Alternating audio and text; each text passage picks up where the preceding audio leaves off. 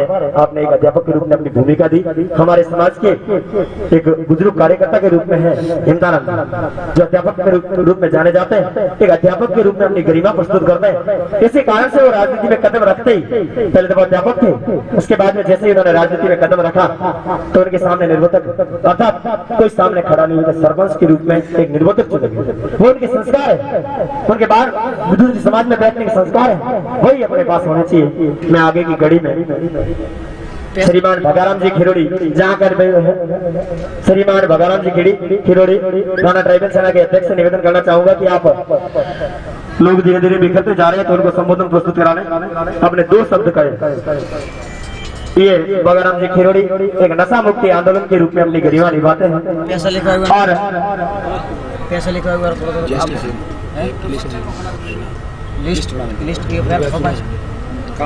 जो भी पैसा जो बाकी आप 2 शब्द प्रस्तुत करावे।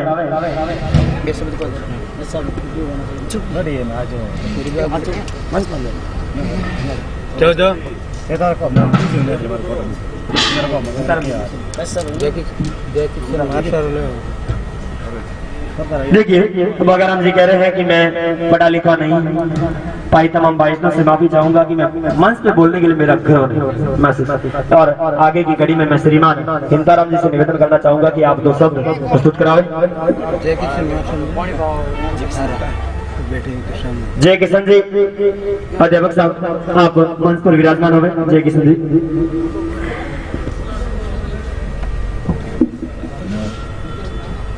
अपने बेटे ये 2-3 प्रकाश जी आदिवासी भील महासभा के सारे देशाध्यक्ष श्रीमान नरसिंह जी पटियार, हाँ सही, हमारे मंच पर विराजमान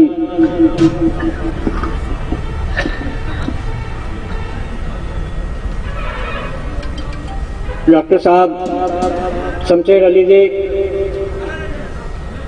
बाहर जिले से जो भी आए हैं, यहाँ जो जिला के अध्यक्ष हैं वे सभी, और जो इस कर्मठ भील महासभा के अंदर जो काम करने वाले कार्यकर्ता हैं, आज के इस सम्मेलन के जो आयोजक हैं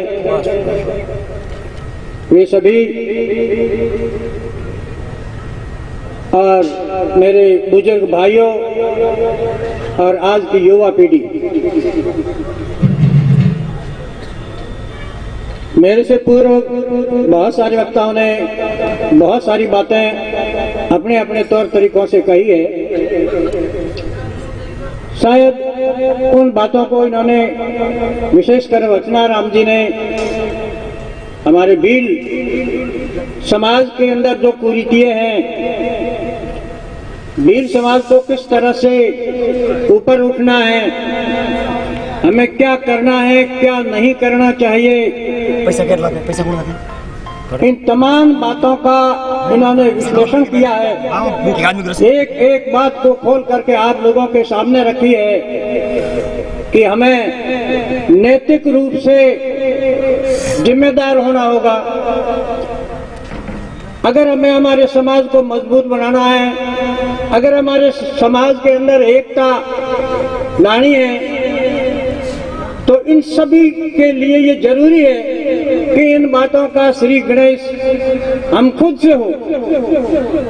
बाहर से आकर के कोई नहीं करेगा, न कोई हमारी समाज की बुराइयों को दूर करने के लिए आएगा, न कोई हमें सामाजिक रूप से संगठित करने के लिए आएगा, न कोई एकता का बिगुल बजाने वाला है। ये सब बातें अपने मन से होती है, अपने घर से होती है। बहुत सारी बातें इन्होंने कह दी है, इसलिए अब उन बातों का कोई ज्यादा अर्थ नहीं निकलता है। फिर भी ये मेरी जिम्मेदारी बनती है कि अगर समाज को मजबूत बनाना है, समाज को अन्य समाजों के साथ में आगे बढ़ाना है, तो ये जरूरी है कि हम में कुछ बातों की कमियां हैं, उन कमियों को दूर करना होगा। जैसे अशिक्षा जो है रेटिंग है वो हमारे समाज को पीछे की ओर धकेलती है। लिखना तो विशेष रूप से मैं ये कहना चाहूंगा, हालांकि एससी और एसटी के लोग जहाँ शिक्षा की इतनी प्रबलता नहीं है, कमी है, लेकिन फिर भी इसमें भी हमारे जो भील समाज जो है वो शिक्षा के क्षेत्र में अभी तक बहुत ही पिछड़े हुए हैं। और विशेष करके शिक्षा की बात तो हम इसलिए भी कहते हैं कि शिक्षा के बिना हमारा जीवन अधूरा है, हमारा जीवन निरर्थक है। शिक्षा ही है जो मनुष्य को मनुष्य बनाती है, मनुष्य को मानव बनाती है। डॉक्टर भीमराव अंबेडकर ने भी यही कहा था कि शिक्षित बनो, संक्षिप्त रहो और संघर्ष करो। नाम बोलना जरूरी। जीवन के अंदर ये तीन बातें भी बहुत जरूरी है। अगर हम शिक्षित नहीं हैं तो हम हमारे समाज का उत्थान नहीं कर सकते, समाज को मजबूत नहीं बना सकते, समाज को एक नई दिशा नहीं दे सकते। ये शिक्षा की ही तो बात है। मैं अपनी ही बात करूंगा कि ये शिक्षा की ही बात है कि मैं ठेठ वहां से उठ करके यहाँ तक आ सका और आज इस मंच पर खड़ा हूँ। ये बात केवल शिक्षा ने मुझे प्रदान की है, अन्यथा मेरे बहुत सारे भाई अभी भी पीछे। तो मेरा आप लोगों से अनुरोध, क्योंकि मैं एक शिक्षक था, शिक्षक से मैं इस राजनीतिक जीवन में भी आया। 5 साल तक मैं डूंगरी का सरपंच रहा जो निर्विरोध चुना गया था। ये एक लंबा अनुभव है मेरे जीवन का कि हमें क्या करना चाहिए, क्या नहीं करना चाहिए। तो कुल मिलाकर के समय ज्यादा हो रहा है। मैं आप लोगों से फिर यही निवेदन करना चाहूंगा कि आप लोग अपने बच्चों को और विशेष करके बच्चियों को भी उतना ही महत्व दें शिक्षा के क्षेत्र में जितना आप अपने बच्चों को तवज्जो देते हैं। तभी हमारा ये समाज आगे बढ़ सकेगा। इसके साथ ही मैं हमारे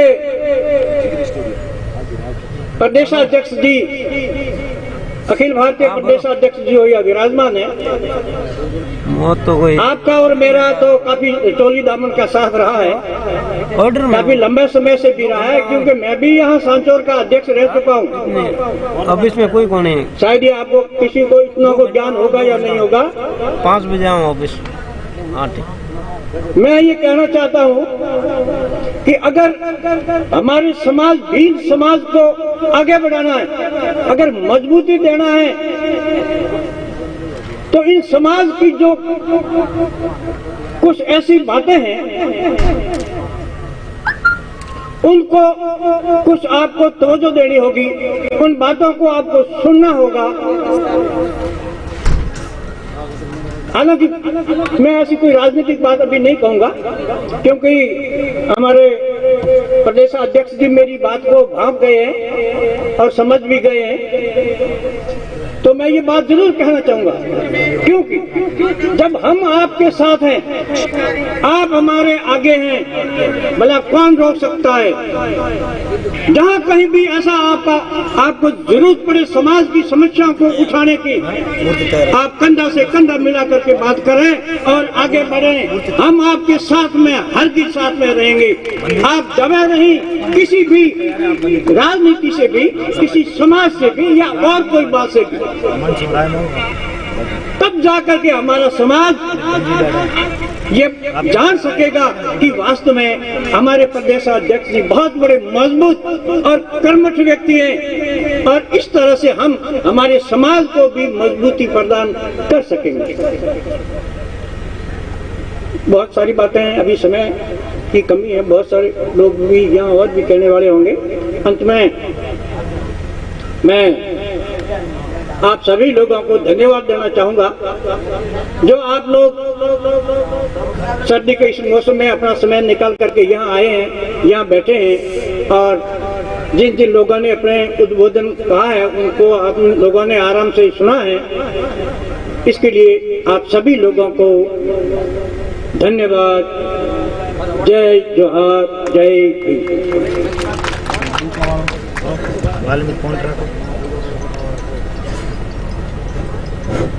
बहुत बहुत आभार श्री हिमताराम जी आपका कि आपने हमें समाज के लिए प्रेरित किया। इसी प्रकार से हमें ऐसे बुजुर्ग तथा गणमान्यों की आवश्यकता रहेगी, तब हमारा समाज जाके आगे बढ़ेगा। देखिए जो भी विराजमान है, कंपाउंडर श्रीमान से आपसे निवेदन है कि आप नीचे बैठिए और कहीं जाए ना।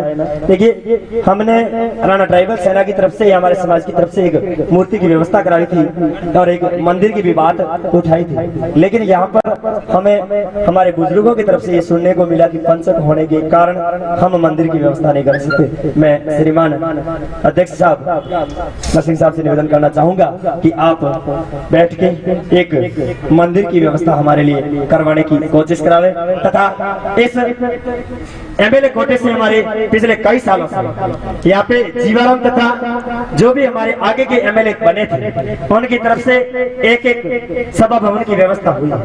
मैं डॉक्टर शमशेर अली साहब से निवेदन करना चाहूंगा कि हमारे सुखराम जी तो नहीं आ सके, पिछले साल तो नहीं आए, लेकिन आप एमएलए साहब से हमारी तरफ से तथा हमारी समाज की तरफ से आप अपनी तरफ से एक निवेदन जरूर करावे कि हमारे समाज के अंदर एक और अपनी कर्मनिष्ठ अपनी 10 साल की इस कार्यभूमि के अंदर एक भी आपके नाम से लेबल या आपके नाम से पटेगा या जैसे अपन कहते हैं कि यहाँ पर नहीं लगे। पिछले साल जो सामने बने हुए रूम है वो श्रीमान नरसिंह गुड़िया के द्वारा बनाए गए, बहुत बहुत आभार है उनके। और पीछे की तरफ एक सभा भवन है वो भी बनाए गए, बाकी कार्यकर्ताओं के द्वारा भी बनाए गए और हमने भी पूरी कोशिश की थी कि हम चंदा इकट्ठा करें।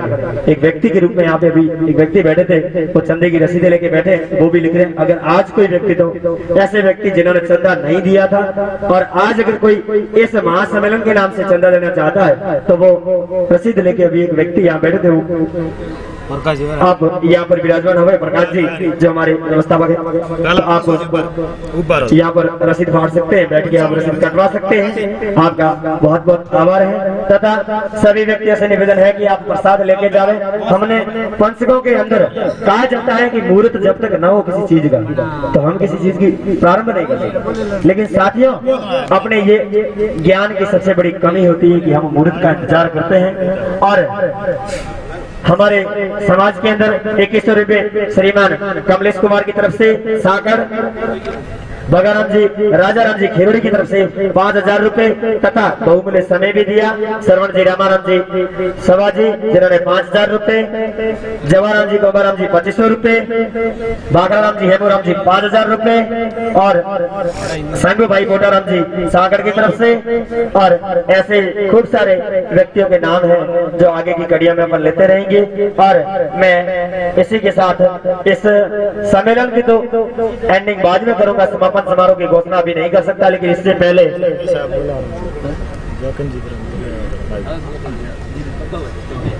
और जो भी वक्ता आए थे और उनका बोलने का मौका नहीं मिला था तो मैं भील समाज साधु की तरफ से माफी चाहूंगा कि आपको बोलने का मौका नहीं मिल पाए, क्योंकि यहाँ पर समय मैंने आपको जो दिया था वो 10 बजे का समय दिया था और आप 1 बजे के बाद यहाँ पर पधारे। बहुत बहुत आभार है आपका कि आपने यहाँ पर समय दिया। और मैं आखिरकार में एक व्यक्तित्व के रूप में भाषण दिलाना चाहता था, या अपने 2 शब्द संबोधन के रूप में कहना चाहते थे बागराम जी जो आपसे नाराज रहेंगे, लेकिन आगे की कड़ियों में हम उनसे भी कुछ कहने की कोशिश करवाएंगे। बहुत बहुत आभार है, आप जरूर पधारिएगा आगे के समय में। और यही इतिहास वापस 3 जनवरी 2021 को यही महासम्मेलन की घोषणा राणा ट्राइबल सेना की तरफ से। जय जोहार, जय आदिवासी, जय।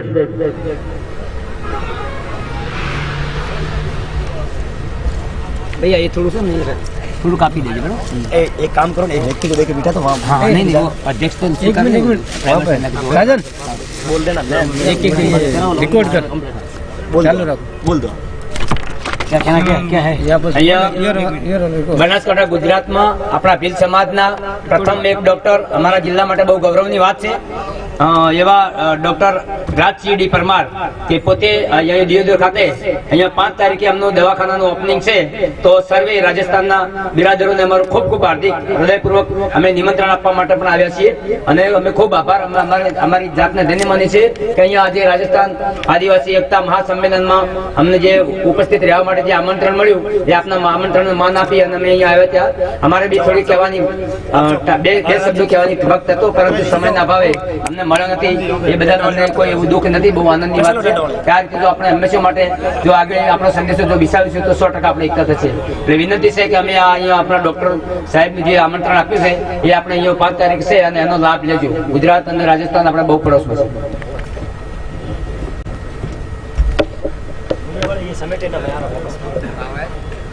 आखिरी न्यूज को देना है।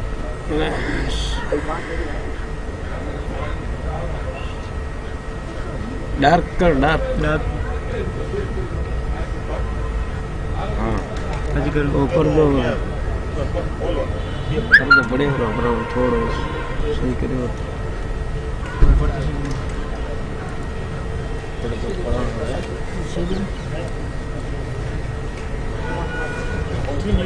बैडमिंटन चालू रहा भाजी कौन हम तो अगर संदर्भ में आस्था आस्था तो